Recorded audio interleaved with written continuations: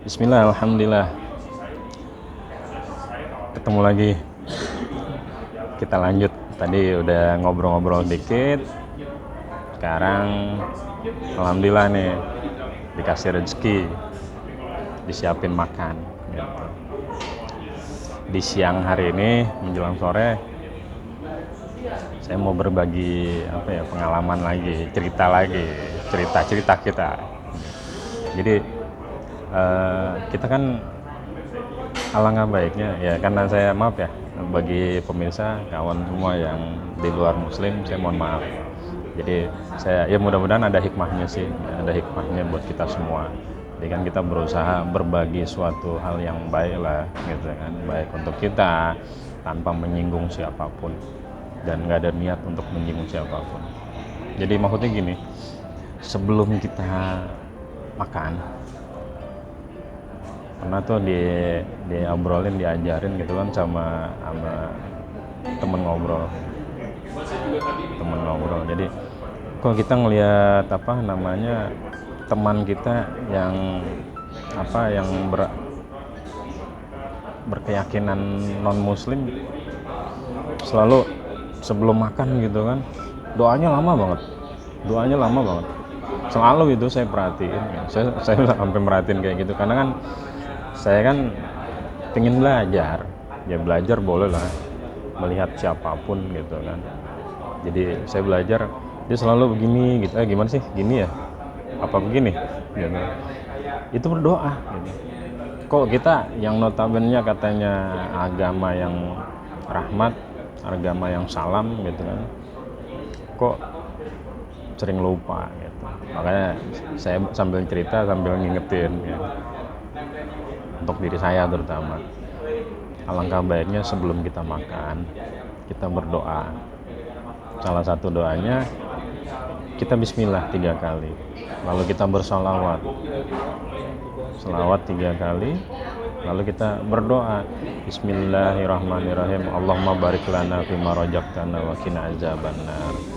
Terus dianjurkan lagi tuh sama senior saya tadi gitu, coba mas lanjutkan lagi mas doanya, baca tuh harapan, ya Allah semoga rezeki yang kau berikan ini menjadi obat untuk jiwa dulu, baru ragaku mudah-mudahan menjadi kuat, menjadi sehat untuk menjalankan aktivitas berupa ibadah apapun yang diridhoi oleh Allah Subhanahu wa Ta'ala. Dan semoga poin keduanya yang terakhir, rezeki yang Allah berikan ini berupa makanan semoga menjadi obat dan menjadi kunci pembuka untuk mendatangkan rezeki yang banyak dan berlimpah lagi. Itu semua semata-mata untuk memudahkan dalam perjalanan kehidupan kita terhitung sebagai ibadah. Amin amin ya Allah ya rabbal alamin. Makan deh. Begitu juga kalau kita mau minum, begitu juga. Kita duduk tenang, kita minum 3 teguk. Kita awali dengan doa tadi. Ya minimal kalau saya lupa kadang-kadang pas inget bismillahirrahmanirrahim, sallallahu ala Muhammad, minum deh, glek gitu.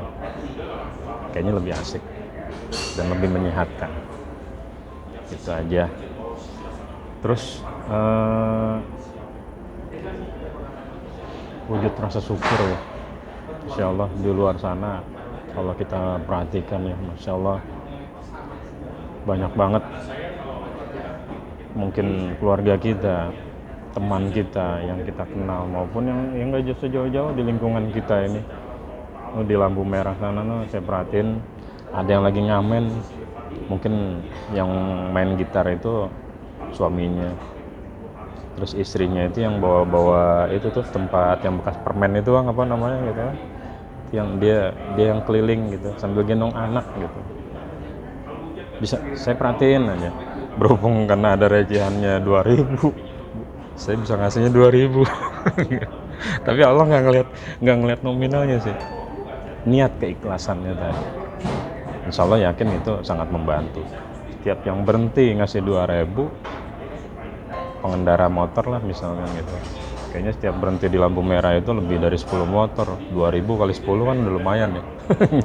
Itu sangat membantu sekali buat beliau tadi. Semangat, insya Allah mudah-mudahan diberikan kesehatan, keselamatan, dan kesabaran.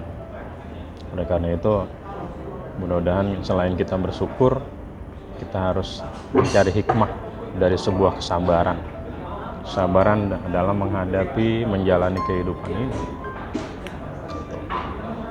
Ya, rasa syukur itu dahsyat, dan rasa sabar itu, kata orang katanya yang saya dengar gitu kan, sering saya dengar, sabar itu ada batasnya loh, gini segala macam. Ngomong sabar tapi sambil ngoceh-ngoceh emosi. Ya kita bahasanya sabar itu nggak ada batasnya. Yang membatasi itu adalah umur, yang membatasi itu Allah yang membatasi kesabaran kita. Dengan apa? Dengan pertolongan Allah, didatangkan pertolongan Allah, kesabaran kita nggak kita lepaskan, tapi kita tambahkan lagi. Insya Allah kita mendapatkan banyak hikmah dari kesabaran tadi. Terus terang aneh bau-bau sabar juga belum dapet sih gitu. Kayak kemarin aja kan aneh biasa ajak ijiknya itu pakai motor gitu kan, jalan motor lagi jalan, ada yang ngegunting tuh dari samping kiri, langsung ke kanan, ngasih sen kagak, kaget juga kan, astagfirullahaladzim gitu kan. Udah nih keluar nih kebun binatang dari mulut, gitu, nggak maju. Itu nggak sabar itu. Makanya ya untuk teman-teman yang masih berkendara di jalanan, kita harus masang tameng di badan kita, masang tameng di hati kita, pikiran kita, ya triple sabarnya, sabar.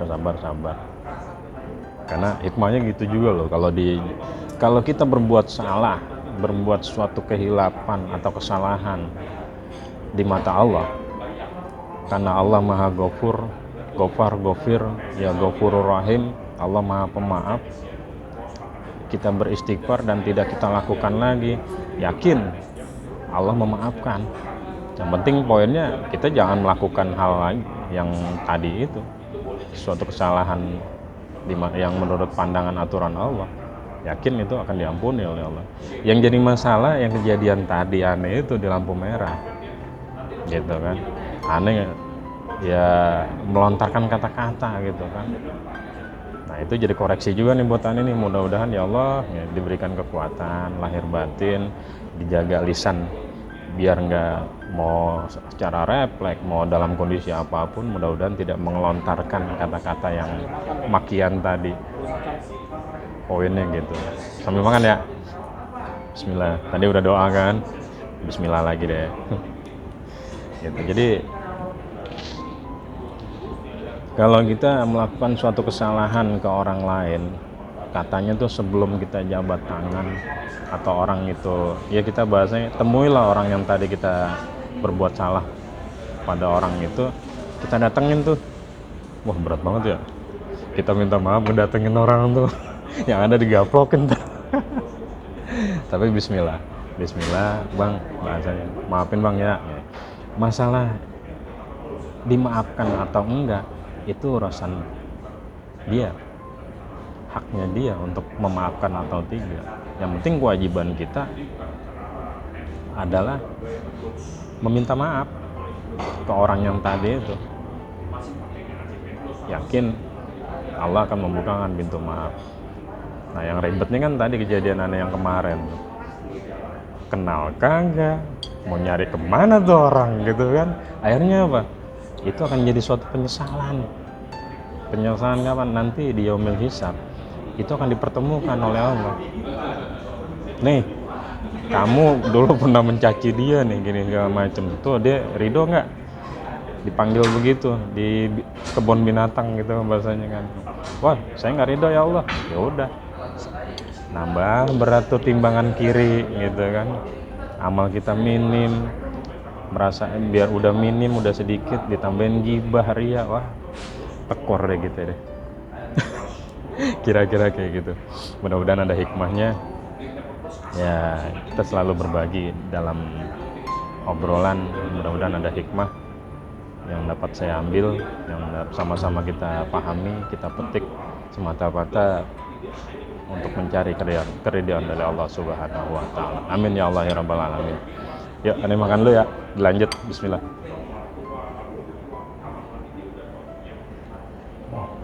Oh, Bang makan sendiri nih, Bang. Habisin aja, Bang. Enak nih yang ini nih. Wah, kamu udah belum ini habis Moka. KGT tadi udah. Ini bisa dilanjut. Langsung aja. Oh iya nih. Ada produk herbal nih, Bang ya? Terbang. Herbal. Ini untuk isinya kapsul buat kesehatan dan kesembuhan gangguan pada mata.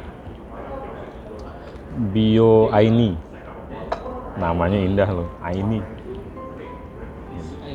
Ainun, wah masya Allah. Mata Ainun. Ainun gitu. Indah loh.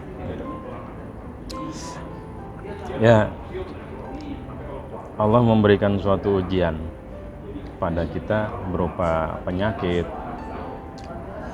Itu kadang kita sering banyak mengeluhnya ya. Ya Allah, kenapa sih gitu kan?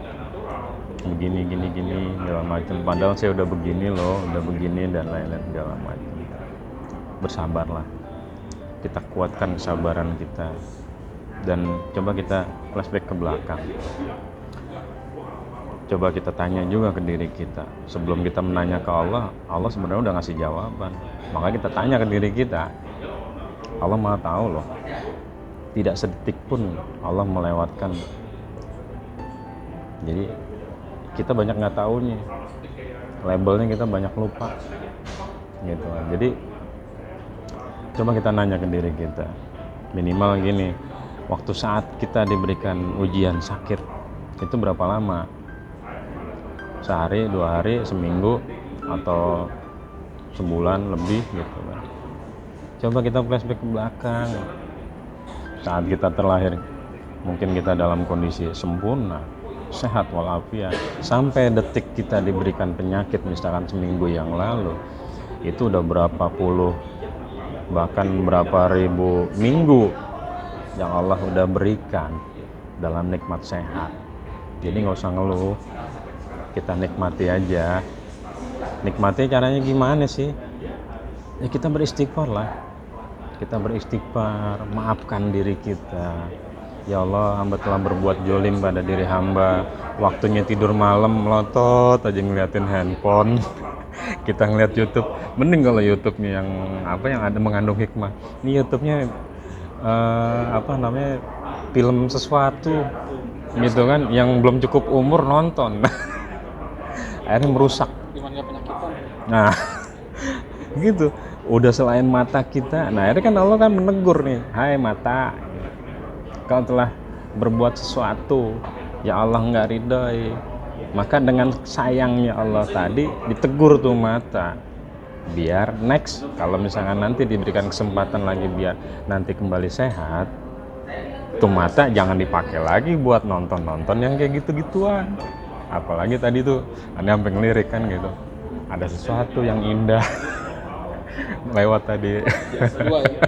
Berdua lagi. Tapi nggak apa-apa kan, yang penting kita nggak terlalu nikmati, cuman oh iya, indah sekali. Allah menciptakan makhluk itu lebih lama loh daripada menciptakan kita laki-laki.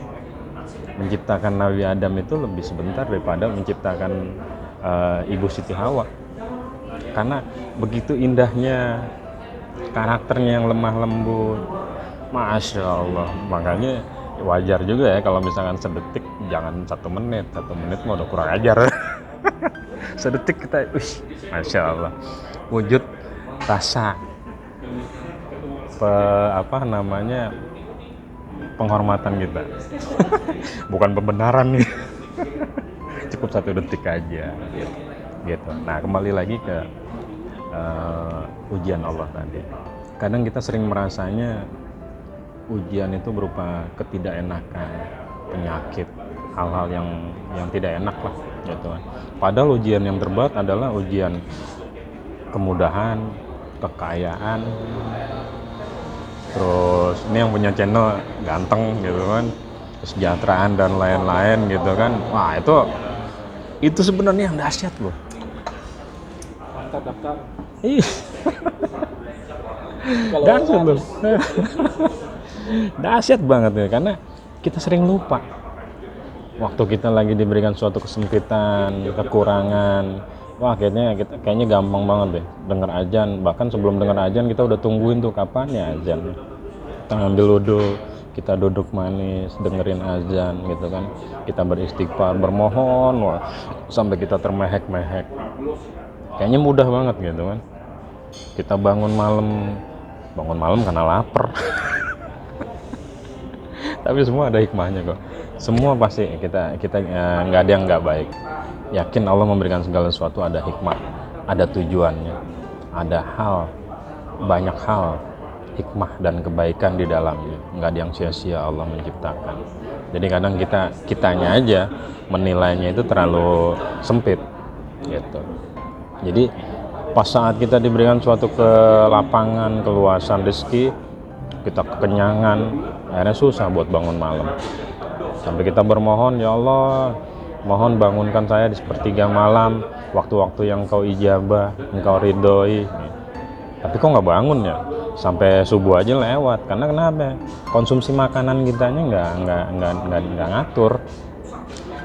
Makanya kadang nggak seneng sekali kalau orang bilang lu udah zolim lah sama diri lu. Nggak seneng kayaknya. Gitu. Makanya kita kembali ke diri kita introspeksi diri kita. Sebelum menanya ke Allah, kita tanya aja ke diri kita sendiri. Poinnya gitu. Mudah-mudahan semua ada hikmahnya lah untuk diri saya dan untuk pemirsa semua. Oh iya, ngebahas masalah herbal atau obat gitu. Kita kembali ke diri kita. Kenapa ya? Udah katanya produk ini istimewa, dengan harganya juga yang istimewa, tapi kok nggak ada pengaruh buat kita. Coba kita tanya ke diri kita. Bisa jadi banyak yang terlewat. Apa yang dimaksud tujuannya Allah memberikan suatu ujian tadi itu belum dapat, kita belum memahami. Ya tips dari Ane sih, kalau bisa kita banyak istighfar dulu, kita sering bermohon dulu kepada Allah. Terus kita coba putar otak, kita sinkronkan pikiran kita, perasaan kita, hati kita untuk bertanya ke dalam diri kita, apa yang telah kita perbuat, maka kita perbaiki dan kita perbaiki. Nah, adapun untuk mengkonsumsi suatu herbal atau obat-obat yang istimewa tadi biar bermanfaat, kita bacalah, kita ikutin aturannya, aturan konsumsinya, aturan makannya, aturan pakainya. Sambil ini adalah sarana ikhtiar untuk mendatangkan kesembuhan dari Allah. Sakit semua datangnya dari Allah, sembuhan juga dari Allah, apapun dari Allah. Oleh karena itu kita juga wajib berikhtiar dan memaksimalkan ikhtiar dengan cerdas, dan kita bertawakal, berserahkan semuanya pada Allah. Setelah kita memaksimalkan ikhtiar, lalu kita berdoa lagi, ya Allah, semoga apa yang hamba lakukan mendatangkan keridhaan-Mu, dan saya berharap semoga sakit ini diberikan kesembuhan. Kalau bokap bilang kalau lagi sakit jangan minta sembuh gitu. Kan aneh gitu. Orang sakit ya minta sembuh tuh bah gitu. Saya bilang gitu ya. Ya enggak, maksudnya iya, itu kan untuk orang umum gitu kan. Alangkah baiknya ya kita kan nambang mari harus bijak, lebih bijaksana lagi, lebih arif. Jadi doanya diawalin, diyakinin, ya Allah, bila Engkau memang menaruh keridhaan dalam kondisi hamba saat seperti ini, maka kuatkanlah. Poinnya adalah mohon kekuatan kepada Allah yang Maha Kuat dan kesabaran dalam menjalani ini semua. Insya Allah bila Allah berkehendak, kapanpun akan diangkat oleh Allah. Nggak ada yang nggak mungkin. Oleh karena itu teruslah meratap kepada Allah, teruslah meminta kepada Allah jangan kepada selain Allah. Dan hati-hati, kita juga jangan melupakan Allah karena wah ini produk ini bagus nih, ajib nih, istimewa nih. Ada kita lupa sama Allah yang hakikinya Allah semua yang memberikan. Itu aja. Sekali lagi mohon maaf bila ada banyak yang pastinya kekurangan, kehilapan, semata-mata saya tidak maksud hati untuk menyinggung siapapun, tapi ini hanya obrolan cerita yang mudah-mudahan ada hikmahnya, ada kebaikan di dalamnya. Bila ada kekurangan, kesalahan, kehilapan, saya mohon maaf yang sebesar-besarnya. Assalamualaikum warahmatullahi wabarakatuh.